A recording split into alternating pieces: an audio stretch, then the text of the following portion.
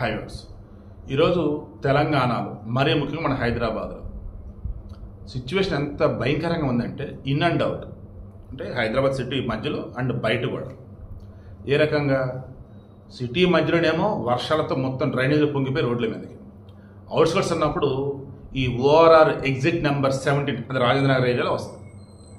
ఈ జంట జలాశయాలు అంటారు కదా, హిమాయత్ సాగర్ అని ఇంకోటి గండి కూడా సమ్ లైక్ దట్, దానికి సంబంధించి నీళ్ళు వదిలేరు, మొత్తం సర్వీస్ రోడ్డు మీద వెళ్ళిపోతా ఉంది. ఇక పైనుంచి వచ్చే వరదతో మూసి నది భయంకరంగా వరద వచ్చేస్తుంది. దాంతో ఎక్కడైతే ఈ మూసి నది మీద బ్రిడ్జిలు ఉన్నాయో కొన్ని లో లెవెల్ బ్రిడ్జిలు తక్కువ ఎత్తులో ఉంటాయి, అటు ఇటు మొత్తం ఎక్కడెక్కడ ఆపేశారు. మోసరాం బ్రిడ్జ్ ఒకటి, ఇంకోటి ఎక్కడ ఆపేసి చాదరగట్ట అనుకుంటా.